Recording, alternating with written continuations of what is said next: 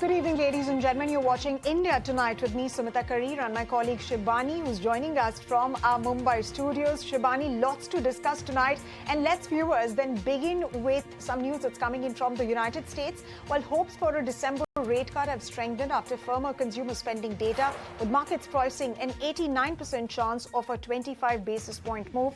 But analysts are expecting multiple dissents as tariff-driven inflation risks collide with signs of cooling labor markets. In fact, the Fed Watch tool is pointing to a cut of 25 bips. But, Shabani, Powell has warned that nothing is guaranteed. Absolutely. However, as you mentioned, Powell has warned nothing is guaranteed.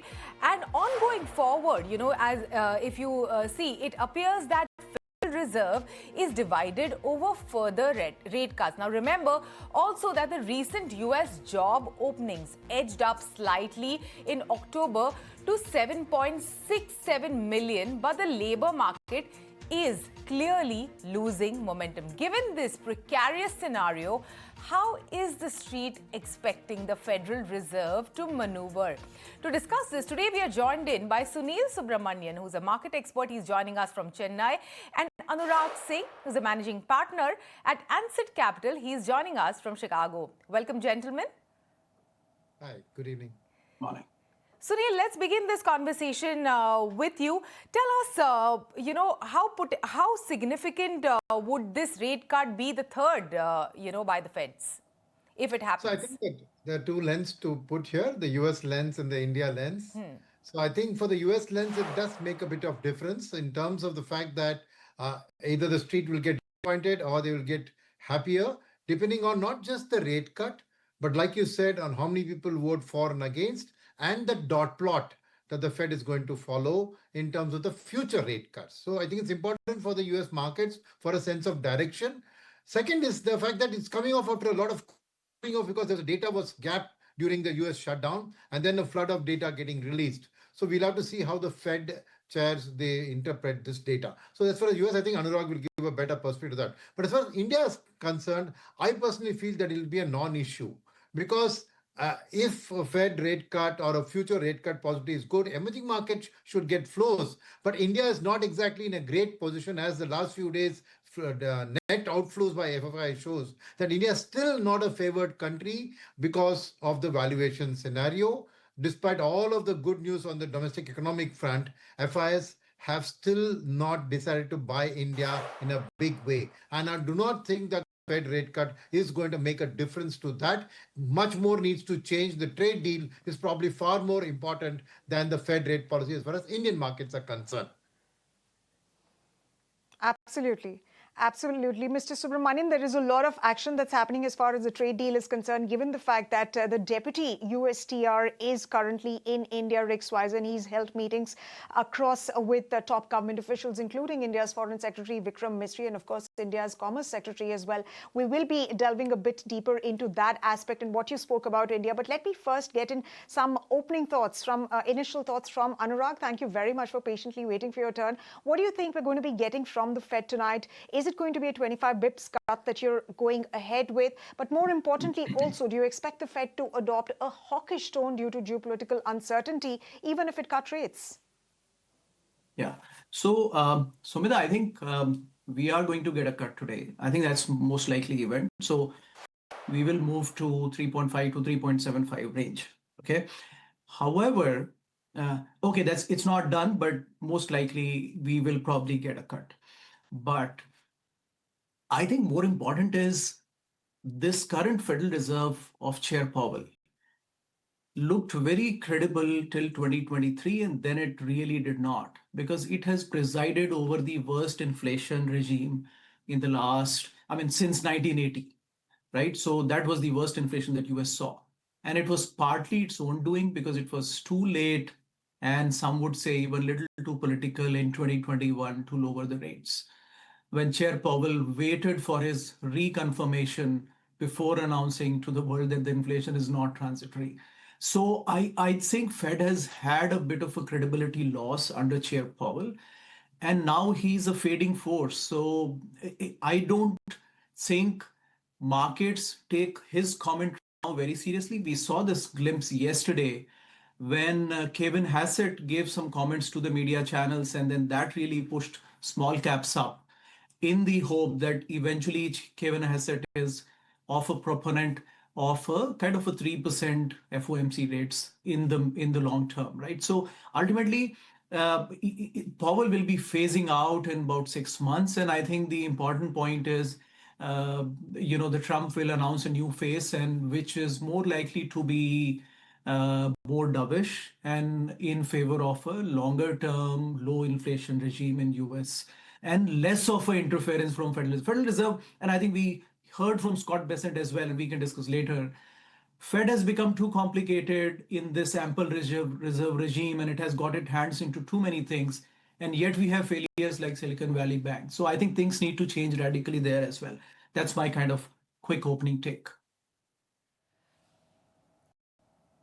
Sunil, back to you from an India lens. How do the repeated Fed cuts also change the rupee trajectory in the country? And also, if you can give us an understanding on, some understanding on the inflation outlook.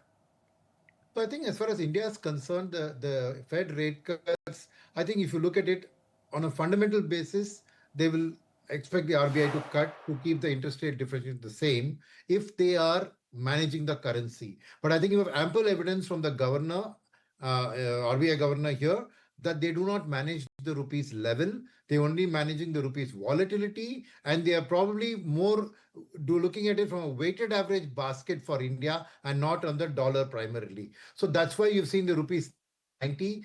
The RBI, in my sense, have allowed the rupee to depreciate to these levels despite having a lot of reserves because of the fact that the tariffs, still the 50% tariffs are in play, and devaluing the rupee is a good way of partially countering the tariffs. So given that till the trade deal gets signed, I don't think that, and this time the RBI has cut ahead of the Fed rate cut. So I don't think the RBI pays much attention to the rate cut by the Fed. It's more driven by local low inflation rates and the fact that while there is an 8.2% GDP being touted, the fact is that nominal GDP in India has actually been falling. So I think that the growth needed a boost in India, and that's what they're doing. And so currency is a natural fallout of that process. So I do not think that there's a direct correlation with the Fed rate cut and the dollar, because especially as Anurag said, the market is more or less discounted the rate cut. So do not expect any fresh dollar weakening,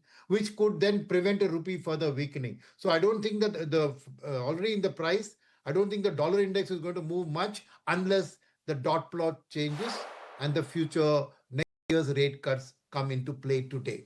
So from that point of view, if the dollar index is going to remain at 99 Right. So, levels, Mr. Subramaniam, rupee is going to be right. finding its own levels and Right. not linked to the Fed at all. All right, and here's hoping that this is the worst that we have seen in terms of the rupee, which is also in some way, like you rightly pointed out, it's also benefiting exporters as well in the foreign markets amidst this tariff pressure that exporters are facing. But Anurag, do you think this coming May 2026 interest rates are going to get even lower and the Fed will be ceding to political pressure? And how many cuts would you be factoring in?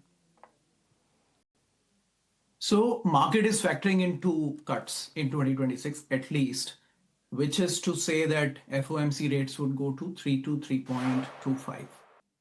Let's not call this political pressure. Okay, so I mean, and I can do an hour-long debate on this, but in the interest of time, as I said earlier, Chair Powell waited and called inflation transitory right when it was on top of our heads in May, June 2021. And he just took the government line because Janet Yellen said it is transitory, and the entire Federal Reserve kept repeating it because Powell up for a renewed nomination, which happened in October and November is when Powell came out and said it's not transitory. If that was not political, I don't understand what is. And now even the major newspapers here have started calling that out.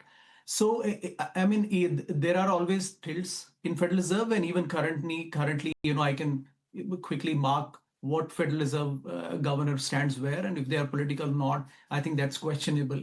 But the reality is this: look, US is in a situation where automation is quickly destroying jobs, right? We are, in San Francisco and even in Texas and Florida, now you can call taxis, the driverless cars, right? If that really catches on, that's like 3 million people in the country will lose employment.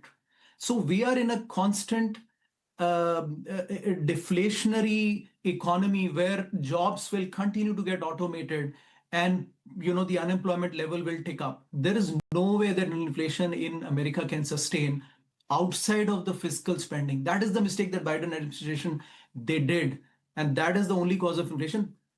After that, I think things have been getting curtailed, and they will be, right? So US, the streak of the economy is non-inflationary. In fact, deflation is the streak of the economy, and that will continue to kick in. Of course, the tariff also is a bit of a complexity, but I think hopefully that will be settled. So my sense is next year, two rate cuts, and eventually we'll settle at around 3%, and inflation should behave reasonably well now that even Trump is willing to back down on his tariff plan. So that's a quick 2026 picture, and I'm not too perturbed by inflation or the FOMC rates. They'll be quickly priced in by Jan or Feb once they know who's the new Fed chairman. Anurag, sticking with you, you gave us an understanding and Yeah. a quick take on the inflation, but how do you expect global investors to reposition across emerging markets as well? So And global investors, and yeah. does India continue to command the premium flows? India is no longer commanding premium flows, at least as of now, right? And I think Sunilji is right.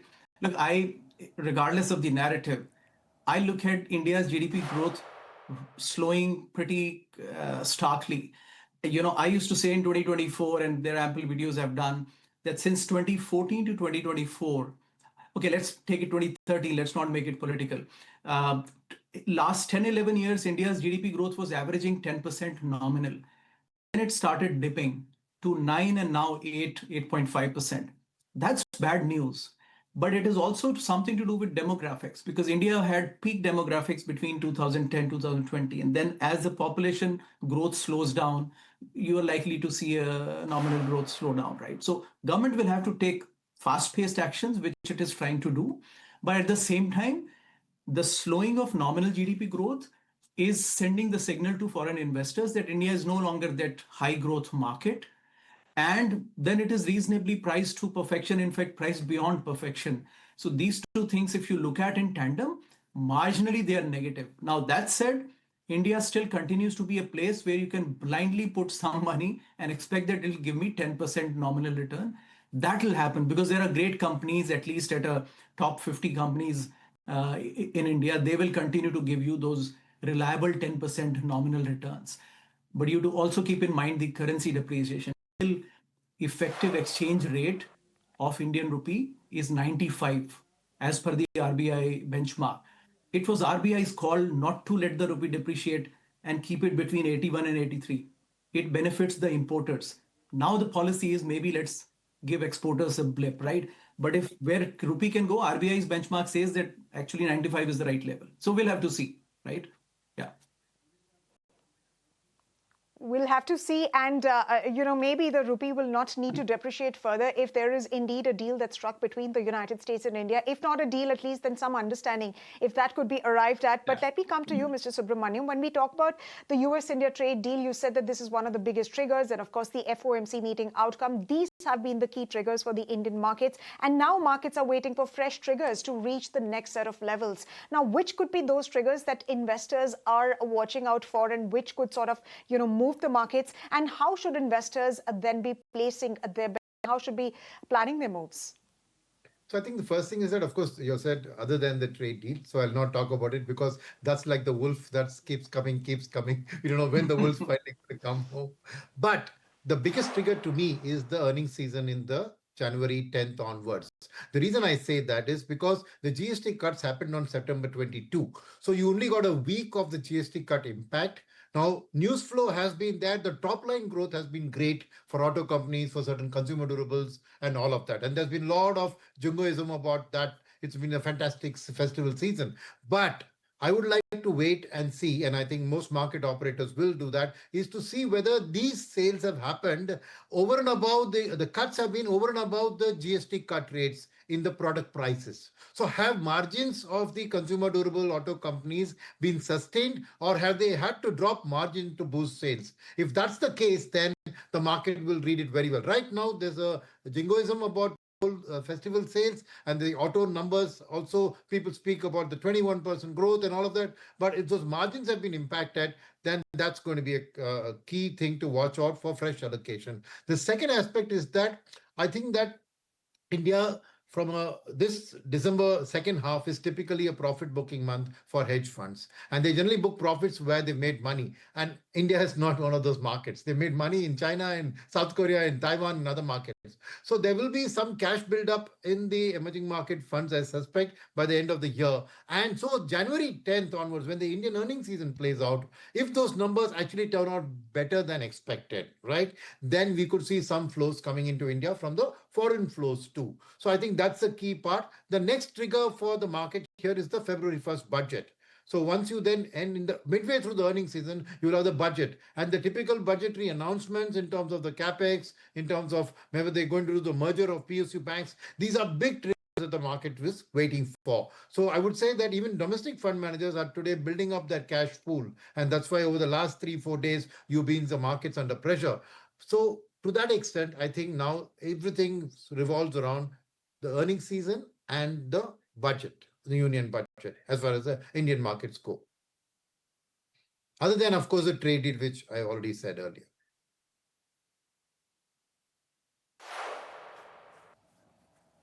Mr. Subramaniam, another fact about India is the red hot India IPO market. So, does this global liquidity help the new listings and retail participation as well? Well, I think the flush of money into the primary markets, I think two things. One is it's actually taking away money from the secondary market because the anchor books typically build up multiple times over the actual subscription value. So there is a temporary withdrawal of liquidity from the secondary market to the IPO market. Yes, the IPOs help in deepening the market, but factor of concern has been the selling by promoters of their equity stakes. Now, it's okay for a private equity or a venture capitalist to cash out after they've supported the company's growth to get the money back to their investors. That's fine.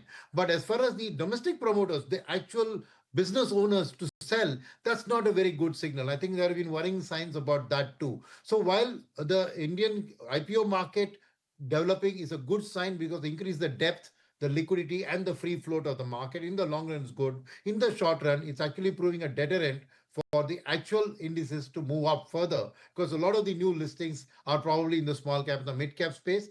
And like I said, it's a good, healthy development. Indian markets, the NSE 500 index, for example, is 75% large cap, the top 100 stocks. So clearly, if your broadest index in the market has 100 stocks capturing 75% of the market cap, that's not a very healthy sign for the liquidity of the market. So the more the IPOs come in the longer run, it's for India's market. But in the short run, even foreigners, for example, if you see some of the foreign-owned companies listing like an LG or a Hyundai, you saw that there was a lot of FII money which was coming in to invest in those. So the primary market has deprived the secondary market to some extent of liquidity, and I think that's probably going to continue for a bit more time. So if you're tracking the secondary market indices, the primary market is actually a drag.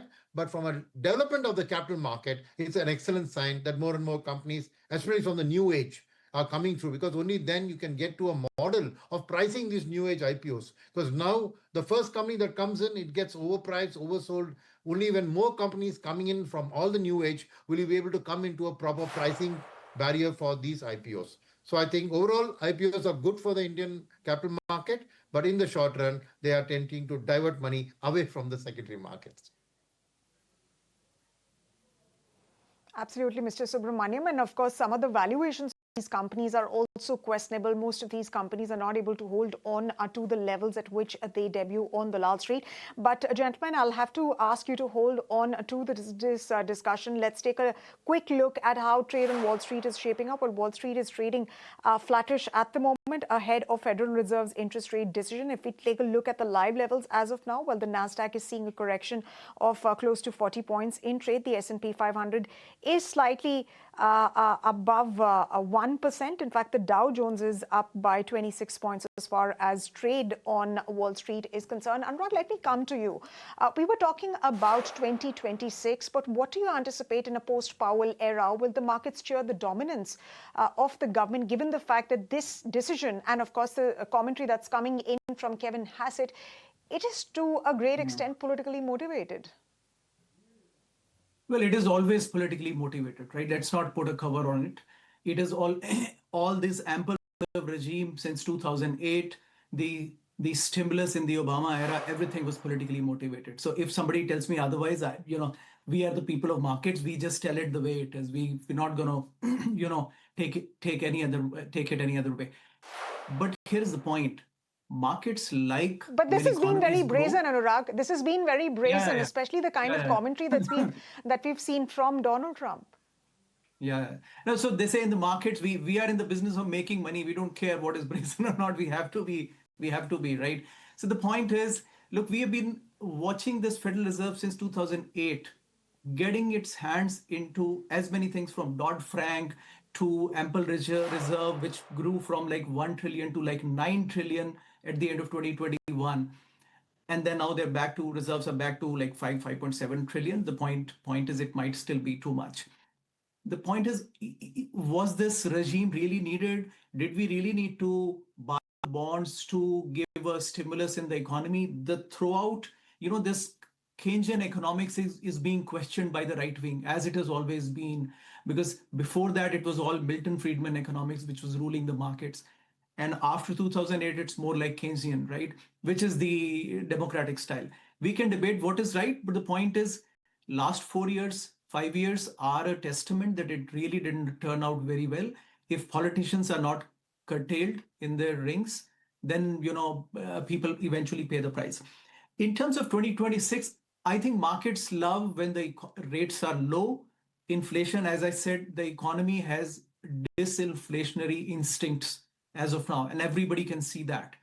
And eventually it will trickle down. It will not be a concern. And if you are in that school of thought, then any rate, if you are keeping higher than where the rate should be, you are actually killing the businesses. And that's what is happening. That's the school of thought that I have. It is something very similar to what we are used to in India. The nominal GDP was about 14-15%, right, in the 2012-13 era, because inflation was about 6-7%, but markets loved it. Even today, most of the SIPs are justified in the name of 20% CAGR, because half of that is inflation. Nobody talks about that, right? Markets work on nominal growth. Can I put a quick two lines on what Sunilji said on the IPO question? So, because that'll be interesting. I just want to let the listeners make their own mind. Look, there's an old saying, at the start of a company, the founder has a vision and investors have the money. But the end of IPO cycle, investors have the vision and founders have the money. I'm afraid, and I'm of no complaints on anyone. Market is a place where money changes hands from dumb to the wiser, and if that is happening right now, I don't have any issues with that. So the wiser will make money, and that's fine. That's always the rule of the market. The point is, as of now, I find there are too many founders with too much of money and too many investors with too much of vision, right? That's a bit disbalanced as of now. It's not going to end well. We all know, and Sunilji knows it as well, right? But when, we don't know. We'll see. Well, thank you so much. Thanks, Anurag Singh, Sunil Subramanian, for joining us today and, sharing your thoughts and insights on this. Thanks for joining us. Thank you. Thank you. All right, ladies and gentlemen, after that discussion on what